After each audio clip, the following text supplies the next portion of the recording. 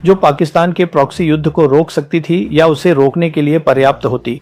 ये जम्मू और कश्मीर में हुआ है और इसके बजाय भारतीय सेना लगातार आतंकवाद विरोधी अभियानों में ही संतुष्ट रही है। दूसरी वीडियो जो अगले दिन यानी 22 सितंबर को आई थी, उसमें मैंने मुख्य रूप से यह बात कही थी कि 2016 की सर्जिकल स्ट्राइक के समय भारतीय सेना के नेतृत्व ने युद्ध कैसे लड़ा जाए इस अपनी मुख्य भूमिका को छोड़ दिया था, या कहें कि उसे प्रधानमंत्री को सौंप दिया था। अब इस वीडियो में मैं दो महत्वपूर्ण सवालों का जवाब दूंगा। पहला सवाल यह है कि सिंदूर के बाद हम जानते हैं कि सिंदूर में एक विराम आया है, तो सिंदूर के बाद अगली सैन्य से सैन्य मुठभेड़ की संभावना कितनी है? और दूसरा सवाल जिसका मैं जवाब दूंगा वह यह है कि क्या सिंधु 2 सिंधु से बड़ा होगा? ये किस रूप और आकार में सामने आएगा और इसमें नैरेटिव बिल्डिंग की क्या भूमिका होगी? तो आइए पहले सवाल से शुरू करते हैं। सिंधु 2 की संभावना, और मेरा जवाब है कि ये बेहद ज्यादा है। मैं ऐसा क्यों कहता हूं? इसका कारण यह है कि जब तक मोदी सरकार सत्ता में है, भारत और पाकिस्तान के बीच संबंध सामान्य नहीं होंगे और इसलिए दोनों पक्ष एक दूसरे की कमजोरियों को भुनाने की कोशिश करेंगे। जहां तक पाकिस्तान का सवाल है, एनएसए अजीत डोभाल का अब प्रसिद्ध बयान उनके दिमाग में गहराई से बैठा हुआ है। अब डोभाल ने तर्क दिया था कि अगर भारत पाकिस्तान के खिलाफ रक्षात्मक रुख अपनाता है तो पाकिस्तान को फायदा होता है, भारत को कुछ नहीं मिलता।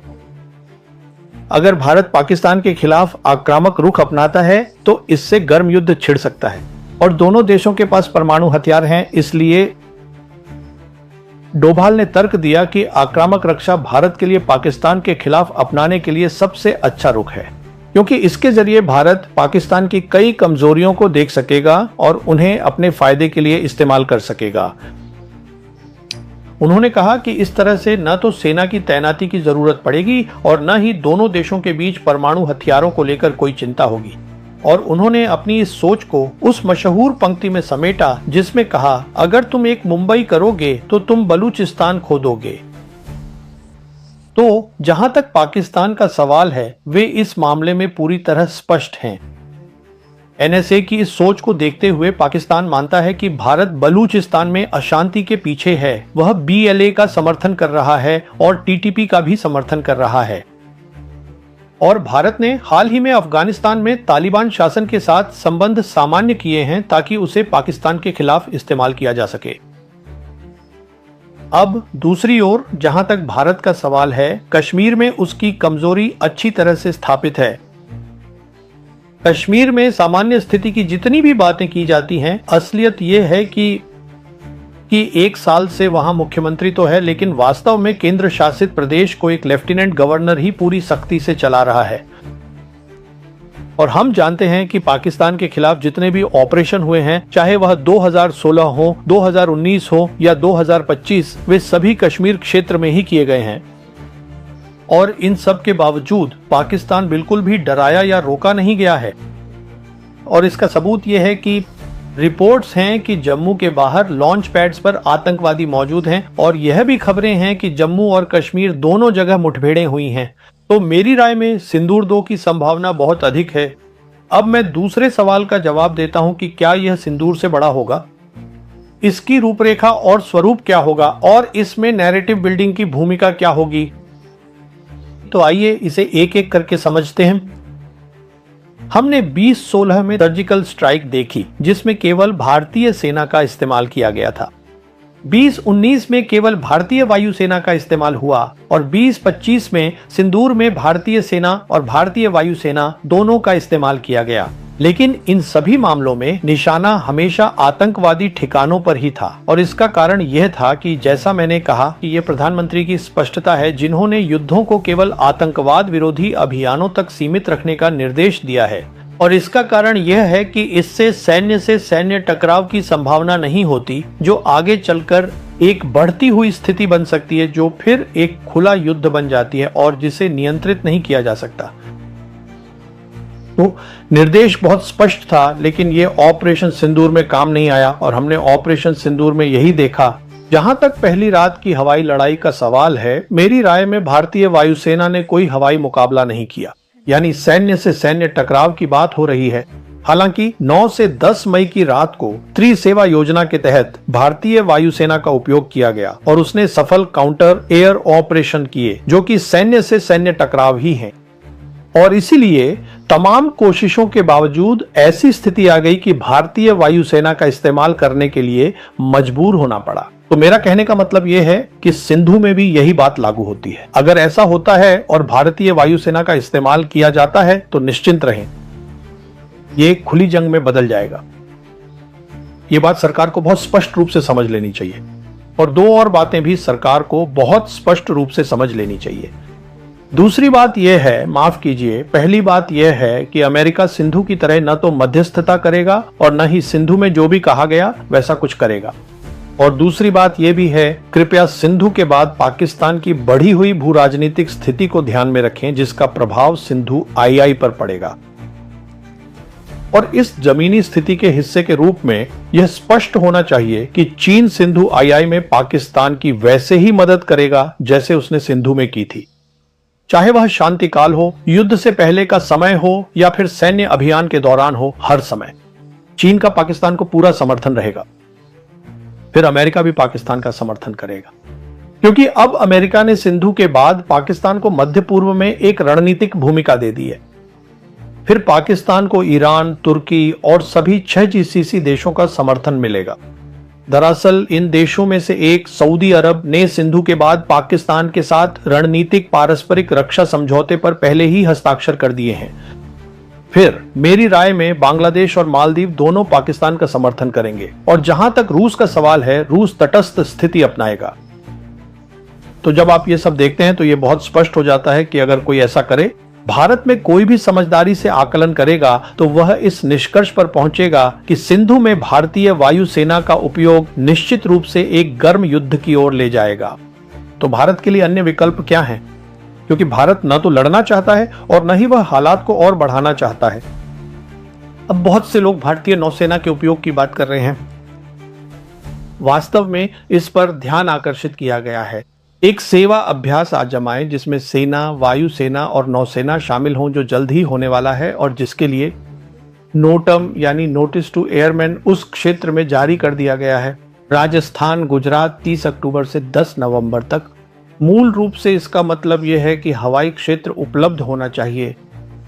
अब पाकिस्तान भी भारत के खिलाफ कोई जोखिम नहीं उठा रहा है, उसने भी नोटाम जारी कर दिया है। लेकिन यहां मेरे पास दो बातें कहने के लिए हैं। मेरी पहली बात यह है कि यह अभ्यास एक ऑपरेशन में नहीं बदलेगा। मैं आपको इसके दो कारण दूंगा। और इस अभ्यास का पहले से ही ताकत के नैरेटिव को बनाने के लिए इस्तेमाल किया जा रहा है। और हमने रक्षा मंत्री को देखा है, राजनाथ सिंह, उन्होंने सर क्रीक पर बयान दिए हैं। तो ये जो साहसी बयान हैं, जो अच्छे हैं, ये नैरेटिव बिल्डिंग के लिए हैं। ये ऑपरेशन में क्यों नहीं बदलेगा? इसके दो कारण हैं। एक ये है कि अब तक जितने भी ऑपरेशन हुए हैं वे सभी कश्मीर थिएटर में हुए हैं। कश्मीर थिएटर के बाहर जो भी कुछ होगा वह निश्चित रूप से भारत और पाकिस्तान के बीच पूर्ण युद्ध की ओर ले जाएगा, इसमें कोई संदेह नहीं होना चाहिए। और दूसरा, अगर समुद्र में कोई मुठभेड़ होती है तो वह दोनों देशों के 200 नॉटिकल मील के ईसी तक सीमित नहीं रहेगी। ये ग्लोबल कॉमन्स तक जाएगी। और ग्लोबल कॉमन्स में हम जानते हैं कि प्लान जिबूती में, हॉर्न ऑफ अफ्रीका में और प्लान तथा पाकिस्तान नेवी वहां अच्छी तरह से मौजूद है। वे बहुत अच्छी स्थिति में हैं अरब सागर उस क्षेत्र को कवर करने के लिए। भारत को प्लान और पाकिस्तान नेवी के खिलाफ प्लान का सामना करना पड़ सकता है, जो सिंधूर में हुई घटना से कहीं बड़ा होगा, जहां यह एक मोर्चे पर सशक्त युद्ध था। इसका मतलब केवल पाकिस्तान लड़ रहा था, चीन पूरी तरह से मदद नहीं कर रहा था, लेकिन लड़ाई में अपनी भूमिका भी नहीं दिखा रहा था, जो भारतीय नौसेना के मामले में नहीं होगा। तो यह सिर्फ नौसेना के बारे में ये बात कहने के लिए है कि यह नैरेटिव बनाने में मदद करती है। तो फिर सरकार के लिए सिंधु को उठाने के क्या विकल्प है? मेरे आकलन में सब कुछ एक बार फिर से सेना पर आकर टिक गया है। यह 2016 में शुरू हुआ था, क्योंकि सेना का उपयोग, और मैं थोड़ी देर में समझाऊंगा कि यह कैसे किया जाना है, सेना का उपयोग केवल दो उद्देश्यों को प्राप्त करने का सबसे अच्छा तरीका है। पहला उद्देश्य सरकार का है कि कोई वृद्धि नहीं होनी चाहिए। अगर वृद्धि होती है तो उसे नियंत्रित किया जाना चाहिए। कृपया याद रखें कि पाकिस्तान ने अपनी सभी कार्रवाइयों में कहा है कि वह जवाब देगा, लेकिन वह अनुपातिक रूप से जवाब देगा। यहां तक कि पाकिस्तान भी वृद्धि या युद्ध नहीं चाहता। अब दूसरी बात यह है कि सेना का उपयोग सरकार को न केवल अपने अभियानों में मदद करेगा, बल्कि नैरेटिव बनाने में भी सहायक होगा। यह महत्वपूर्ण है क्योंकि सेना तीनों सेवाओं में सबसे बड़ी है और मेरी राय में सेना वैचारिक रूप से भाजपा सरकार के करीब है और यह बहुत मायने रखता है, क्योंकि आखिरकार मैंने सेना प्रमुख को एक वार्ता में यह कहते सुना था कि नैरेटिव बनाना बहुत महत्वपूर्ण है। और जब मैं कहता हूं कि सेना वैचारिक रूप से मोदी सरकार के करीब है, मेरे आकलन में यह सब जून 2015 में शुरू हुआ, जब उस समय के लेफ्टिनेंट जनरल बिपिन रावत, जो दीमापुर में 3 कोर के कमांडर थे, और हुआ यह था कि नागाओं ने भारतीय सैनिकों पर घात लगाकर हमला किया था। उन्होंने बड़ी संख्या में भारतीय सैनिकों को मार डाला था और उसका बदला लेने के लिए जनरल रावत ने स्पेशल फोर्सेस का इस्तेमाल किया और वे म्यांमार में घुसे और नागा उग्रवादियों को मार गिराया, जबकि अपनी तरफ कोई हताहत नहीं हुआ। और म्यांमार में नागाओं के खिलाफ उनका यह ऑपरेशन मोदी सरकार का ध्यान आकर्षित कर गया और यही 2016 में पाकिस्तान के खिलाफ सर्जिकल स्ट्राइक की प्रेरणा बना। और इस बात को उस अधिकारी ने भी स्वीकार किया है जिसने इस ऑपरेशन की योजना बनाई और उसे अंजाम दिया था, lieutenant general T S. Hooda, northern army commander. और मेरी राय में यही 2019 के बालाकोट हवाई हमलों के लिए भी प्रेरणा थी, जहां निश्चित रूप से easy air chief marshal Dhanoa थे, लेकिन उस समय जनरल रावत सेना प्रमुख थे, तो वह एनएसए अजीत डोभाल के बहुत करीब हैं और वह प्रेरणा वहां बहुत हद तक मौजूद थी। यह कहना गलत नहीं होगा अगर मैं बस यूं ही जिक्र कर दूं, लेकिन यह महत्वपूर्ण है कि यह कोई संयोग नहीं है कि एनएसए अजीत डोभाल, दिवंगत जनरल रावत और वर्तमान chief of defence staff general Anil Chauhan, जिन्हें रिटायरमेंट से बुलाकर प्रमोट किया गया और चीफ ऑफ डिफेंस स्टाफ बनाया गया, ये सभी उत्तराखंड राज्य के पौड़ी गढ़वाल जिले से आते हैं और उत्तराखंड राज्य भाजपा का गढ़ है। तो मेरी राय में जब जनरल रावत भारत के पहले सीडीएस बने तो वह उनकी वैचारिक समानता के कारण था, क्योंकि देखिए सरकार के लिए यह महत्वपूर्ण है कि नैरेटिव सही हो, उसे तैयार किया जाए। और सेना वरिष्ठ सेना अधिकारी, सेना प्रमुख जब कुछ कहते हैं, उदाहरण के लिए वर्तमान सेना प्रमुख जब कहते हैं कि जब सिंधु 2 होगा तो पाकिस्तान को अपनी भूगोल और इतिहास के बारे में सोचना चाहिए, तो उसका प्रभाव राजनीतिक नेतृत्व के वही बात कहने से कहीं अधिक होता है, घरेलू जनता पर इसका प्रभाव कहीं ज्यादा होता है। तो मेरी राय में जब रावत पहले सीडीएस बने तो उन्हें यह जिम्मेदारी दी गई कि आप थिएटराइजेशन करें। यह एक ऐसा कार्य था जो शुरू से ही स्पष्ट था कि नहीं होगा। क्यों? क्योंकि थिएटराइजेशन वैसे भी 25 साल पुरानी अवधारणा है और तकनीक इतनी तेजी से आगे बढ़ गई है कि थिएटराइजेशन होने से पहले बहुत कुछ और किया जाना बाकी है। और हमने देखा है कि यह अपनी समय सीमा तक नहीं पहुंचा है और आगे भी नहीं पहुंचेगा। सिर्फ इतना ही नहीं, सीडीएस जनरल अनिल चौहान को, जैसा कि हम जानते हैं, विस्तार भी दिया गया है और थिएटराइजेशन के काम के अलावा उन्हें एक और काम भी दिया गया है जो असंभव है या कहें तो जिसका कोई मतलब नहीं बनता, और वह है विकसित भारत के लिए एक रोड मैप बनाना। इसका मतलब है विकसित भारत में भारतीय सेना की भूमिका और 2047 की बात करना। इसका मतलब है 22 साल आगे की बात करना। तब कौन सी तकनीक होगी, तब युद्ध की कौन सी अवधारणाएं होंगी, युद्ध की भूमिका क्या होगी, ये सब कुछ पता नहीं है। मेरा मतलब है 22 साल बहुत लंबा समय होता है। सेना अधिकतम 5 साल और 10 साल के लिए ही योजना बनाती थी और वह भी बहुत कठिन और जटिल होता था, क्योंकि वित्तीय प्रतिबद्धताएं कभी भी पूरी नहीं होती थीं। तो जो कोई भी ईमानदार रहना चाहता है उसके लिए ये चीजें नहीं होंगी।